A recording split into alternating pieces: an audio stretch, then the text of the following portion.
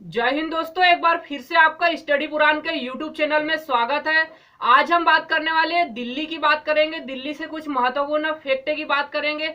हाल ही में दिल्ली चर्चा का विषय बना हुआ है क्योंकि हाल ही में दिल्ली के उपराज्यपाल अनिल बैजल जी के द्वारा इस्तीफा दे दिया गया है और दिल्ली के नए उपराज्यपाल नियुक्त किए गए। तो हम इन सब बातों की आज चर्चा करने वाले हैं। तो सबसे पहले दोस्तों हम दिल्ली की अगर बात करें तो दिल्ली के कुछ इतिहास की बात कर लेते हैं। तो सबसे पहले अगर बात की जाए तो दिल्ली का पुराना नाम क्या था। तो दिल्ली के अगर पुराने नाम की अगर बात की जाए तो जो दिल्ली का पुराना नाम जो है, दिल्ली का पुराना नाम इंद्रप्रस्थ था।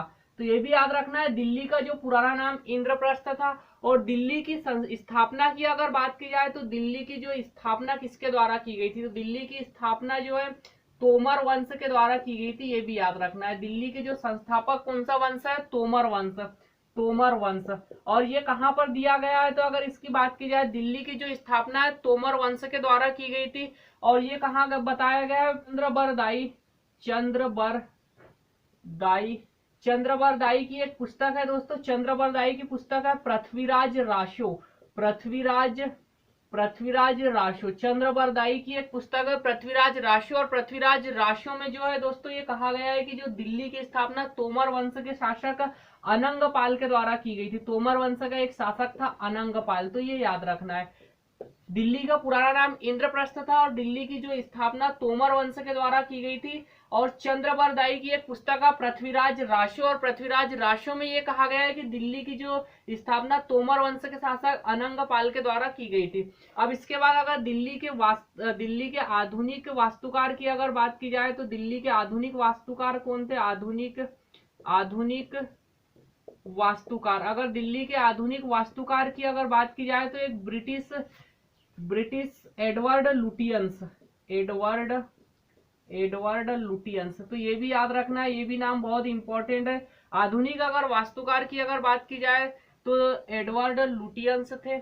अब इसके बाद हम देखेंगे दिल्ली की राजधानी की अगर बात की जाए तो दिल्ली को राजधानी कब बनाया गया। तो दिल्ली को अगर राजधानी की अगर बात की जाए तो दिल्ली को जो है राजधानी 1911 में जो है इसकी घोषणा की गई थी। 1911 में घोषणा की गई थी और 1912 में जो है दिल्ली को राजधानी बनाया गया था। दिल्ली को राजधानी बनाया गया था। इसके पहले दोस्तों भारत की राजधानी जो है कोलकाता हुआ करती थी। तो 1911 में जॉर्ज पंचम जो है दिल्ली आए थे और वहां पर घोषणा की गई थी। और 1912 में दिल्ली को राजधानी बनाया गया था। इसके बाद हम दोस्तों वर्तमान की अगर बात करें, दिल्ली के वर्तमान स्थिति की अगर बात की जाए तो वर्तमान स्थिति में दिल्ली की अगर बात की जाए तो दिल्ली के सीएम की अगर बात करें तो दिल्ली के सीएम कौन है वर्तमान में। दिल्ली के सीएम की अगर बात की जाए तो दिल्ली के जो सीएम है अरविंद केजरीवाल जी है। अरविंद केजरीवाल है वर्तमान में दिल्ली के जो सीएम है, अरविंद केजरीवाल है। और उपराज्यपाल की अगर बात की जाए तो उपराज्यपाल की अगर बात करें तो दिल्ली के वर्तमान में उपराज्यपाल विनय कुमार सक्सेना जी को जो है वर्तमान में अभी हाल ही में जो है विनय कुमार सक्सेना जी को दिल्ली के उपराज्यपाल के रूप में नियुक्त किया गया। और इसकी नियुक्ति कौन करता है, राष्ट्रपति के द्वारा की जाती है। इनकी नियुक्ति की अगर बात की जाए तो जो नियुक्ति कौन करता है, नियुक्ति जो है राष्ट्रपति जी के द्वारा की जाती है। और हाल ही में दिल्ली के जो है उपराज्यपाल अनिल बैजल जी का जो है अनिल बैजल जी के द्वारा इस्तीफा दिया गया था। तो जो नई नियुक्ति विनय कुमार सक्सेना जी की गई है। अब इसके बाद अगर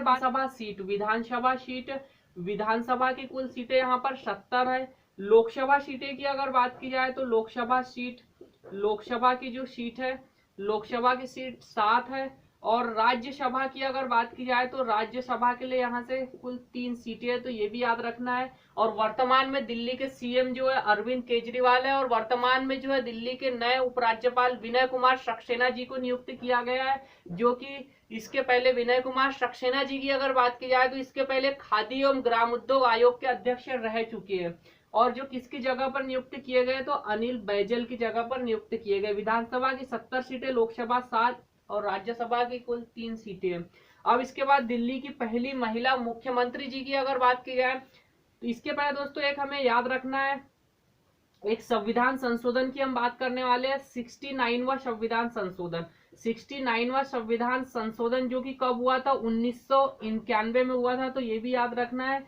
69वां संविधान संशोधन 1991 में हुआ था, जो कि 1992 से लागू हुआ था। और इस संविधान संशोधन के तहत जो है दिल्ली को राष्ट्रीय राजधानी क्षेत्र घोषित किया गया था और दिल्ली में विधानसभा का प्रावधान किया गया था। इसके तहत 2 अनुच्छेद जोड़े गए थे संविधान में। अनुच्छेद आ जाएगा अनुच्छेद 239A और अनुच्छेद 239AB का जो है प्रावधान किया गया था। तो 69वां संविधान संशोधन 1991 के तहत जो है दिल्ली को राष्ट्रीय राजधानी क्षेत्र घोषित किया था और एक विशेष प्रावधान किया गया था जिसमें 239A और 239AB संविधान में जोड़ा गया था और यहाँ विधानसभा के गठन का प्रावधान किया गया था। तो दिल्ली में जो है पहली विधानसभा गठित की गई थी 1991 के संविधान संशोधन के तहत और पहला चुनाव जो है 1993 में किया गया था और पहला चुनाव 1993 में किया गया था। और यहाँ पहले जो सीएम बने थे दिल्ली के पहले सीएम को लाल खुराना, मदन लाल खुराना। तो ये भी याद रखना है, अगर आपसे पूछा जाए कि संवैधानिक रूप से जो है दिल्ली के पहले सीएम कौन थे, तो मदन लाल खुराना जी थे, जो कि 69वां संविधान संशोधन 1991 के तहत जो है विधानसभा का प्रावधान किया गया था और 1993 में दिल्ली में पहली बार चुनाव कराए गए थे, जब जो है दिल्ली के पहले सीएम मदन लाल खुराना जी को बनाया गया था। अगर पहली महिला सीएम की अगर बात की जाए, पहली महिला सीएम कौन है, दिल्ली की पहली महिला सीएम की अगर बात की जाए तो महिला सीएम में आ जाएगा सुषमा स्वराज। तो ये भी याद रखना है, दिल्ली की पहली महिला सीएम कौन है, सुषमा स्वराज जी है। और इसके बाद सबसे अधिक समय तक सीएम रहने वाली महिला कौन है, तो सबसे अधिक समय